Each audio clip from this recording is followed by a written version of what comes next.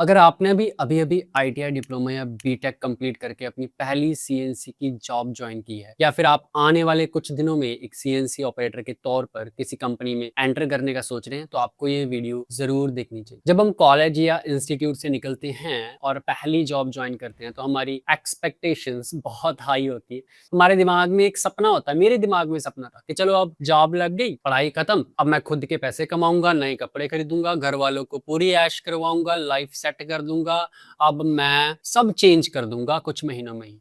Company जाऊँगा, वहाँ पे सीएनसी मशीन मिलेगी, रोज़ नई-नई चीज़ें सीखूँगा, प्रोग्रामिंग सीखूँगा, ब्ला, ब्ला, ब्ला, ब्ला, ब्ला। लेकिन जब आप एक्चुअल में अपनी पहली शिफ्ट में उस सीएनसी शॉप फ्लोर पर एंटर करते हो ना, तब होगा क्या? जो आपने दिमाग में सोचा है, माहौल वहाँ से बिल्कुल डिफरेंट मिलेगा। कूलेंट की जलने की स्मेल आ रही है आपको, आस-पास मशीनों का भयंकर शोर है, जगह-जगह ऑयल और ग्रीस की कालिक लगी हुई है और सबसे बड़ी बात, वहाँ कोई आपसे प्यार से बात करने को राज़ी नहीं है। हर किसी को अपने प्रोडक्शन टारगेट की पड़ी हुई है और उसी में फ्रस्ट्रेटेड घूम रहे हैं सारे। आपको आते ही मशीन पर खड़ा कर दिया जाएगा। सारा दिन 8 से 10 घंटे सिर्फ एक ही काम करवाया जाएगा कि भाई साहब डोर क्लोज़ करो, cycle start, door open, component निकालो, दूसरा कंपोनेंट निकालो, फिर से डोर क्लोज़ करो, साइकिल स्टार्ट और यही साइकिल दिन ब दिन चलता रहता है। और अगर आपने गलती से कुछ सीखने की कोशिश भी करी, स्क्रीन को हल्के से देखने की कोशिश करी कि क्या कर रहा है ऑपरेटर कि क्या कर रहा है सुपरवाइजर स्क्रीन में, तो चिढ़ के बोलेगा आपको, यहाँ क्या देख रहा है, पीछे जाके कंपोनेंट निकाल, पता नहीं है तुझे प्रोडक्शन मीट करनी है। ऐसे में 90% लड़कों को लगता है कि मैं तो बुरी तरह फंस गया, ये मजदूरी है एक नंबर की और इसमें कोई भी ग्रोथ नहीं है फील्ड में, इससे अच्छा तो मैं कोई कॉल सेंटर में चला जाता, वहां ज्वाइन कर लेता। अगर आप भी इसी कंफ्यूजन, डर और फ्रस्ट्रेशन से गुजर रहे हो,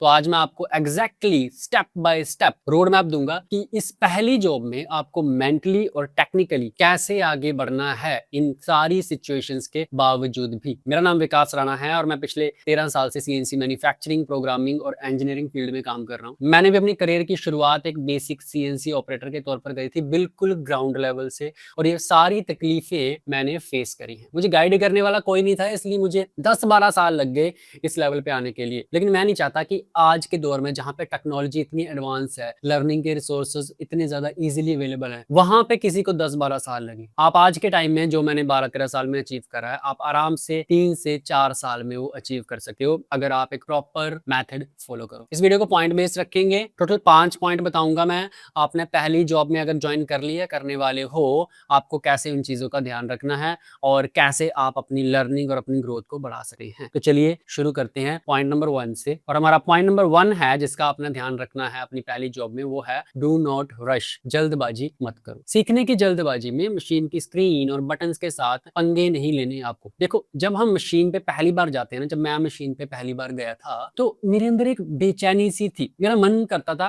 कि मैं जल्दी जल्दी सारा कुछ सीख, मुझे यहाँ पे नहीं रुकना। जो चीज लोग 2 साल में सीखते हैं ना, मैं 6 महीने में सीख के बाहर निकल जाऊंगा। बट प्रॉब्लम क्या थी वहां पे कि कोई सिखा नहीं रहा था मुझे। और जब कोई सिखा नहीं रहा था, तो मैं क्या करता था, hit and trial method use करता था। हिट एंड ट्रायल क्या होता है? कर करके देखना। जब सेटर या इंचार्ज वहां पे नहीं है, तो मैं मशीन पे पैनल पे जाऊंगा, बटन दबाने शुरू कर दूंगा अलग अलग। फीड रेट 10% है, इसे बढ़ा के क्या होता है एक बार देखते हैं।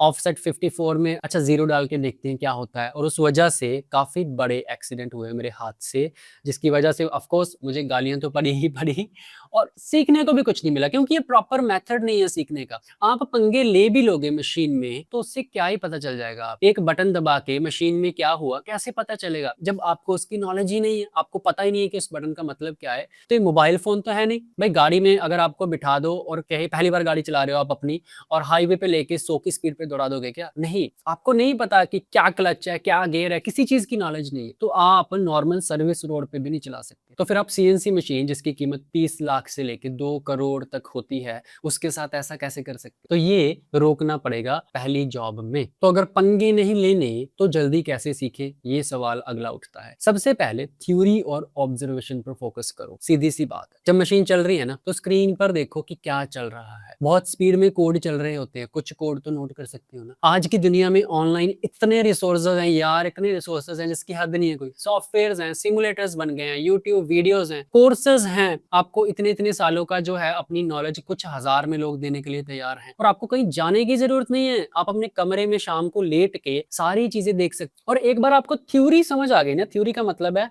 किसी बटन के बारे में आपने पढ़ लिया कि वो क्या काम करता है, फिर जब आप जाके प्रैक्टिस करोगे ना तो चीजें जरा अलग तरीके से होंगी। तो हर चीज को नोट करो जिसको सीखने की आपके अंदर क्यूरियोसिटी है। शाम को आओ, इंटरनेट पे सर्च करो और देखो कि वो चीज का एक्चुअल में काम क्या है, वो बटन का एक्चुअल में काम क्या है, वो हार्डवेयर का एक्चुअल में काम क्या है, उसे कैसे चलाते हैं, चलाने से क्या होता है, ये सारी चीजें देखो। फिर धीरे धीरे मशीन पे प्रैक्टिस करो। मुझे याद है ये सारे पंगे शंगे लेने के बाद, गालियां खाने के बाद मैंने चीजें एक्चुअल में रीड करनी शुरू करी। मैंने एक कोड रीड करा G91 G28Z0। अच्छा, इससे मशीन ना सीधी ऊपर चली जाती है। अच्छा, इससे कोई एक्सीडेंट तो होगा नहीं अगर मशीन सीधी ऊपर चलेगी। फिर भी मैंने अलग अलग तरीके से ढूंढा कि G91 G28 से ये तो नहीं होगा, वो तो नहीं होगा, किसी तरह का कोई पंगा तो नहीं हो जाएगा। हर तरीके से देखने के बाद मैं गया वहां पे और जब मशीन खाली थी लंच टाइम, मैंने MDI में G91 G28Z0 डाला, फीड 0 करी, डरते डरते साइकिल स्टार्ट करा और हल्के से फीड छोड़ी और देखा मैंने Z ऊपर जा रहा है। मैंने और फीड छोड़ी, पूरी नहीं छोड़ पाया मैं, इतना दम मेरे में था नहीं उस टाइम, और Z पूरा ऊपर चला गया। और उस टाइम मुझे जो कॉन्फिडेंस आया ना इस थ्योरी स्टडी पे, जिसकी कोई हद नहीं, मुझे ऐसे लग रहा था अब मैं हर चीज सीख के यहाँ पे ट्रायल करूंगा। तो पहले सीखो, उसके बाद मशीन से पंगे लो। रूल नंबर 1 तो ये। स्टेप नंबर 2, जल्दी जॉब छोड़ने की जरूरत नहीं है। दूसरी चीज का आपको जो ध्यान देना है, बहुत ही डिफिकल्ट है ये चीज जो मैं आपको बताने वाला हूँ, जल्दी जॉब नहीं छोड़नी। 6 महीने में ही कंपनी छोड़ने का डिसीजन नहीं ले। ज्यादातर लड़के किसी कंपनी में आते हैं और 6 से 8 महीने वहां पे देखते हैं कि यहाँ तो माहौल बहुत खराब है जी, गिव अप कर देते हैं और सोचते हैं कि ठीक है यार कंपनी स्विच करो कहीं और चलो। उन्हें लगता है कि ये कंपनी बेकार है, मैं दूसरी एक अच्छी कंपनी में जाऊंगा, वहां पे मुझे अच्छा सब कुछ मिलेगा। भाई ऑपरेटिंग छोड़ के अगर आप कहीं भी ऑपरेटिंग में जाओगे सेम ही हाल मिलेगा। हो सकता है थोड़ी सी आपकी कंपनी क्लीन हो सकता है थोड़ा सा आपको लंच प्रोवाइड कर दें वो प्रॉपर, लेकिन काम तो आप वही सेम ही करोगे ना, फिजिकल एफर्ट तो सेम ही करोगे ना, ग्रोथ तो आपकी सेम लेवल की होगी ना। बड़ी कंपनीज में जो ऑपरेटर होते हैं ना उनको तो बिल्कुल चांस नहीं मिलता कुछ सीखने का। छोटी कंपनियों में ऑपरेटर से काफी तरह के काम करवाए जाते हैं जिससे उसे ज्यादा एक्सपोजर मिलता है। जब मैं ऑपरेटर था ना, मेरी कंपनी बहुत छोटी थी, हम 15 लोग थे उस कंपनी में, तो ड्रिल भी मैं ग्राइंड कर रहा हूँ, है ना, टूल की लिस्ट भी मैं ही बना रहा हूँ, फिक्सचर भी मैं ही डिजाइन कर रहा हूँ कि क्या कैसे क्लैंप करना है, हर चीज लगभग मैं ही कर रहा हूँ। तो उससे क्या हुआ, उससे मेरा दिमाग इतना शार्प हुआ जिसकी कोई हद नहीं है। तो 1000 2000 4000 के लिए कंपनी स्विच नहीं करनी। आपका पहले 2 साल कम से कम यही फोकस होना चाहिए कि भाड़ में गई सैलरी, भाड़ में गया कंफर्ट, भाड़ में गया सारा ये ऑयल ग्रीस जो भी है, मुझे 2 साल में ना हर एक फंडामेंटल एकदम अच्छे से अंदर घुसा लेना है। Programming, fixture designing, drawing reading, tool selection, clamping concept,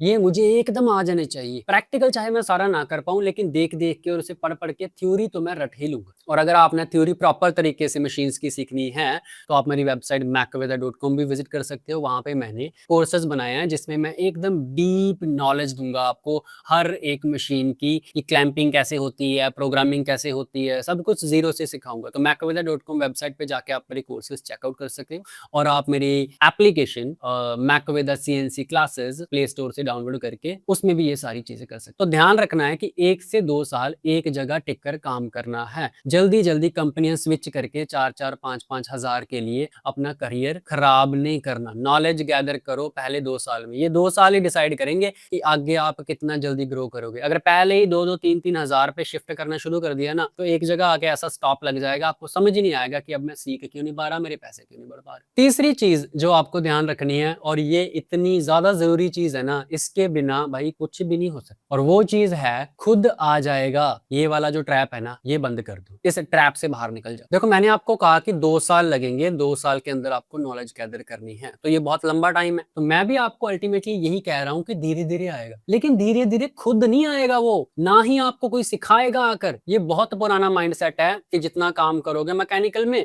उतना आपको आता जाएगा। वो पहले की बात थी। अब जो चीज आपको 2 साल में या फिर 4 साल में आनी चाहिए, वो आपको 6 महीने में आ जानी चाहिए। उसका कारण ये है क्योंकि वो चीज सीखने के तरीके ही बहुत ज्यादा हैं। बहुत लोग सोचते हैं कि भाई मैं यहाँ रोज आकर 10 घंटे की ड्यूटी कर रहा हूँ, कंपनी में इतना टाइम बिता रहा हूँ, टाइम के साथ साथ धीरे धीरे एक्सपीरियंस बढ़ेगा, मैं सीनियर हो जाऊंगा और अपने आप मुझे सब चीजें आ जाएगी। हमारे जो ओल्ड एज सीनियर्स हैं, जो 15-20 साल से इस लाइन में हैं, वो हमें यही ज्ञान देते हैं, अरे टाइम लगेगा बेटा, हमें भी सीखने में 10 साल लगे थे, तुम्हें भी लगेंगे, जल्दबाजी मत कर। पहले के टाइम में ऐसा ही होता था, मैं मानता हूँ इस चीज को। उस वक्त सीखने के रिसोर्सेज नहीं थे। मेरा एग्जांपल ले लो यार, मैंने 18-19 साल की छोटी एज में करियर शुरू कर दिया और हर चीज ठोकर खा खा कर सीखी है।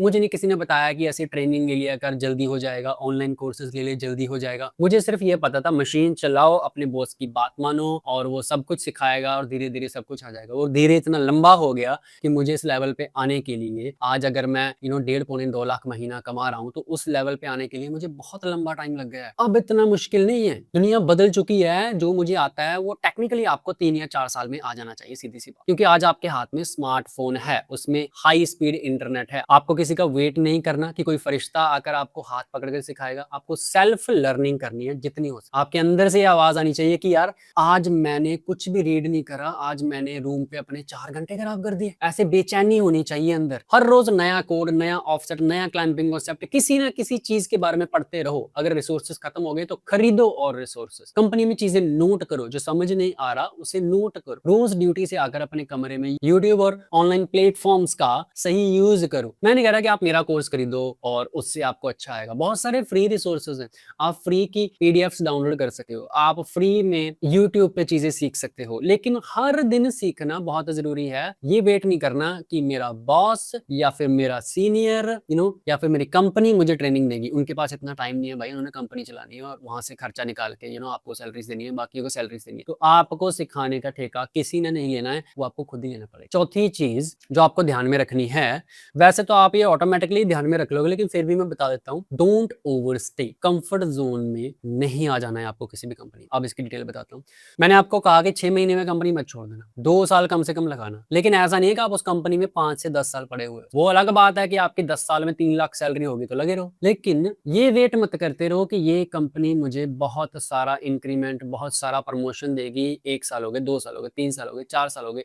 मैं आपको सीधा बता दूं, 2 साल बाद भी अगर ऑपरेटर हो आप, तीसरी साल भी अगर ऑपरेटर हो आप, तो और कंपनी देखना शुरू कर। इंडिया के कॉर्पोरेट और मैन्युफैक्चरिंग कल्चर की ये कड़वी रियलिटी है कि जब तक आप कंपनी स्विच नहीं करोगे ना, आपकी सैलरी नहीं बढ़ेगी, आपकी ग्रोथ नहीं बढ़ेगी। देखो होता क्या है, जब आप एक कंपनी में 2 या 3 साल निकाल देते हो ना, तो आप एक कंफर्ट जोन में चले जाते हो। आपकी वहां सबसे दोस्ती हो गई है। अब गार्ड से लेकर चाय बनाने वाला लड़का, हर एक बंदा आपको जानता है। आते हो उसे सलाम मार रहे हो, उससे गप्पे लड़ा रहे हो, मजाक कर रहे हो। आपको हर एक कोना पता है कि कहाँ पे जाके रेस्ट करनी है मुझे, कहाँ से वहां आना है।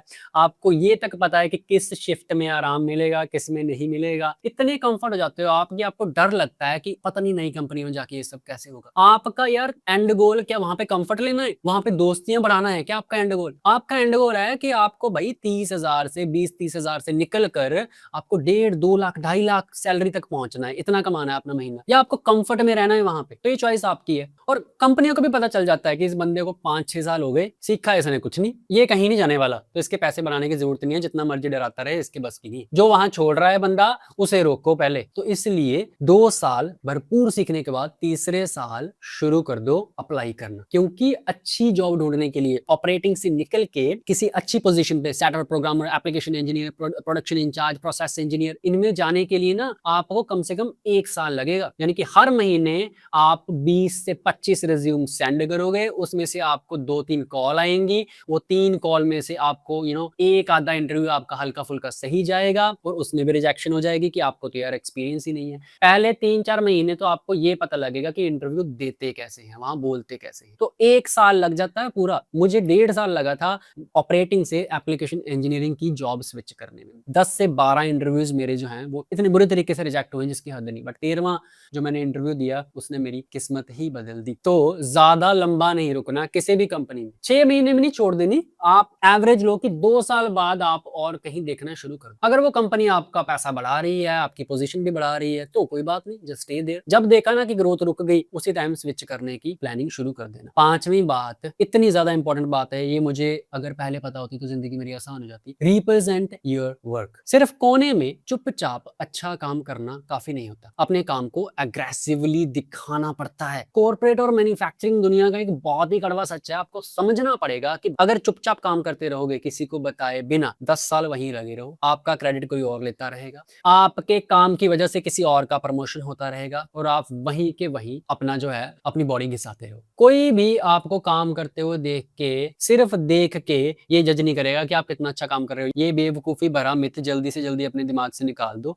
वैसे पूरी दुनिया में जो दिखता है वही बिकता है, राइट? एग्जाम्पल देता हूँ आपको, ठीक है? आपको दूसरी कंपनी में अप्लाई करना है और आपने एक रिज्यूम बनाया और रिज्यूम में सिर्फ आपने इतना ही लिखा कि बाकी जाके ना मैं इंटरव्यू में बता दूंगा, लेकिन यार ऐसे अच्छा नहीं लगता कि मैं अपनी बड़ाई करूँ रिज्यूम में। रिज्यूम में आपने लिख दिया भाई बस सीएनसी ऑपरेटर फॉर 2 इयर्स, मुझे सर इंटरव्यू के लिए बुलाइए, मैं बहुत अच्छा हर चीज जानता हूँ। तो एचआर आपका कॉल ही नहीं करेगा, कहेगा यार ऑपरेटर को क्या बुलाना, एप्लीकेशन काम में बंदा चाहिए। अच्छा अगर ऑपरेटर बुलाएंगे भी तो थोड़ा बहुत तो उसे पता होता, इसे तो कुछ भी नहीं पता। इसके जगह अगर आप लिखो कि मैक कंपोनेंट लोडिंग अनलोडिंग के अलावा टूल सिलेक्शन करता हूँ, I am a CNC machinist, operator की जगह मशीनिस्ट लिखो, मैं अपनी मशीन पर इंडिपेंडेंटली टूल वियर और टूल लाइफ को मैनेज करता हूँ और मैं इंट्रिकेट पार्ट्स की फिक्सचरिंग और क्लैंपिंग की इन डेप्थ नॉलेज रखता हूँ, मैं वर्नियर डिजिटल हाइट गेज और माइक्रोमीटर से प्रिसीशन क्वालिटी इंस्पेक्शन करता हूँ ताकि रिजेक्शन 0 हो जाए, मैं इंजीनियरिंग ड्राइंग जीडीएनटी फ्रीली रीड कर सकता हूँ। तो काम आपने वही बताया जो आपने सीखा है पिछले 2 साल में, लेकिन आपने इस तरीके से बताया कि अगले बंदे को लग रहा है कि यार ये हाईली टेक्निकल बंदा है, इसे बुलाना चाहिए। आपने अपने आप को अच्छा दिखाया, तब आपको इंटरव्यू का चांस मिला। अब जब आप इंटरव्यू में जाओगे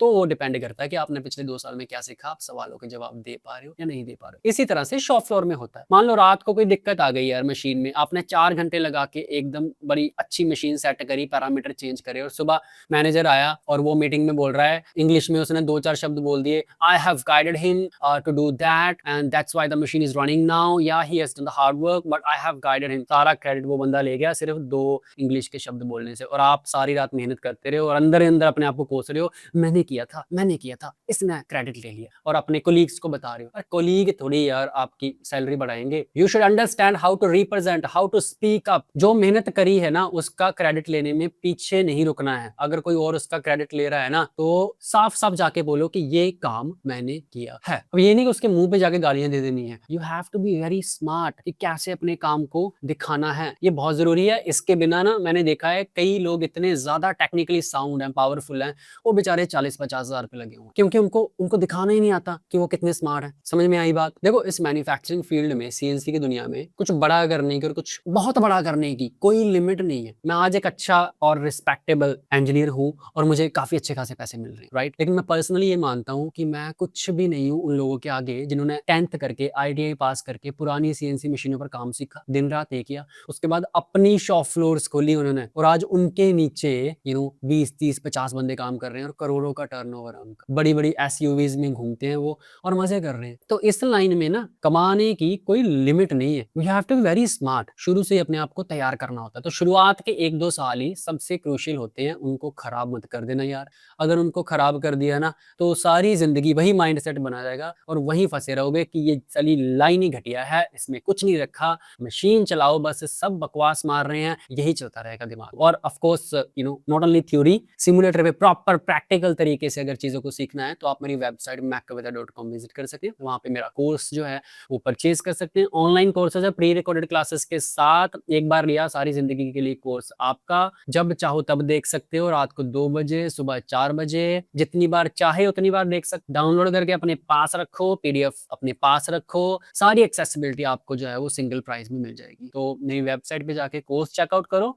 बाकी फ्री रिसोर्सेज से सीखना है तो वो भी आप सीख सकते हो। मैंने भी फ्री रिसोर्सेज से सीखा है ज्यादा से ज्यादा, और सिर्फ काफी डिफिकल्ट चीजें जो मैं चाहता था कि मुझे जल्दी आ जाए उसमें मैं कोर्सेज परचेज करता था। तो अगर आपको चीजें जल्दी सीखनी है, better you go for paid courses. Free में कोई भी आसानी से कुछ देता नहीं है, क्योंकि अपना भी हिसाब किताब चलाना होता है इसको, राइट? मेरी एप्लीकेशन भी आप डाउनलोड कर सकते हो। एंड्रॉइड वाले जो है वो मैकवेदा सीएनसी क्लासेस की एंड्रॉइड ऐप डाउनलोड कर सकते हो, वहां से आप सेम कोर्सेज एक्सेस कर सकते हो। आई होप कि आपको मेरी ये सजेशन अच्छी लगी हो। जो मैंने बताया है ये मैंने अपने एक्सपीरियंस से बताया। आज के लिए बस इतना ही। बाकी आप ध्यान रखो अपना और सीखते रहो। मिलते हैं अगली वीडियो में, तब तक के लिए take care and wish you all the best.